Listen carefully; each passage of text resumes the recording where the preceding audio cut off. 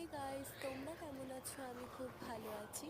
তো আবার একটা নতুন ব্লগ নিয়ে চলে এলাম তোমাদের কাছে। আজকে চলে এসেছিলাম লঙ্কা বাগানে লঙ্কা তোলার জন্য। এখানে দেখতেই পাচ্ছ আমার গায়ে রয়েছে, এটা আমার বাবার জামা, ঠিক আছে, বাবার জামা। আর আমি গামছা পরে নিয়েছি শাড়ির ওপরে, কারণ লঙ্কা তুলেছিলাম না, এভাবেই আমরা লঙ্কা তুলি।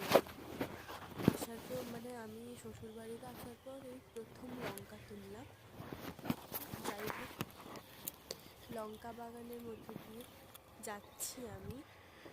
এখানে গাঁদা ফুল হয়েছে, বুঝলে, লোকের বাড়ি লাগিয়েছে, কি সুন্দর।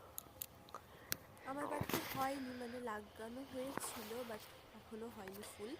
আর এখানে রয়েছে আলু গাছ, পেঁয়াজ গাছ, কত সুন্দর হয়েছে দেখো। জল দিতে হবে, মাটি শুকনো হয়ে গেছে। তো যাই হোক, পেঁয়াজ হলে বেশি বেশি করে রান্না করে খাবো। আজকে একটা জিনিস দেখাবো তোমাকে, তোমরা জানো কিনা জানি না, ধনে পাতা একদম ভর্তি হয়েছে। তোমরা কি ধনে পাতা নিতে চাও? তাহলে বলো, আমি বাড়িয়ে দিয়ে আসবো।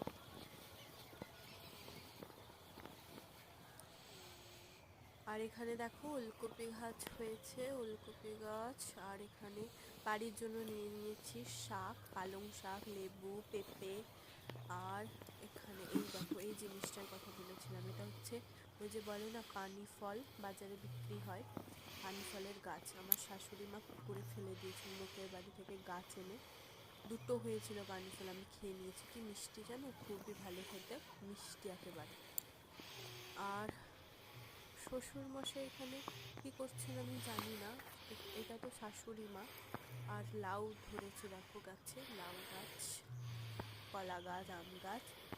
আর এখানে শ্বশুর মশাই সম্ভবত কিছু করছে, বুঝলে, আমি বুঝতে পারছি না ঠিক। যাই হোক, যা করছে করুক। যেটা বলা সেটা হচ্ছে যে পানি ফলের গাছ আমি তো আগে কখনো দেখিনি, তোমরা দেখেছো কিনা বলো। চারিদিকে শুধু সবুজ আর সবুজ, এগুলো লোকের বাগান। মেঘলা মেঘলা ওয়েদার। তো লঙ্কা তুলে নিয়েছি, চলো বাই।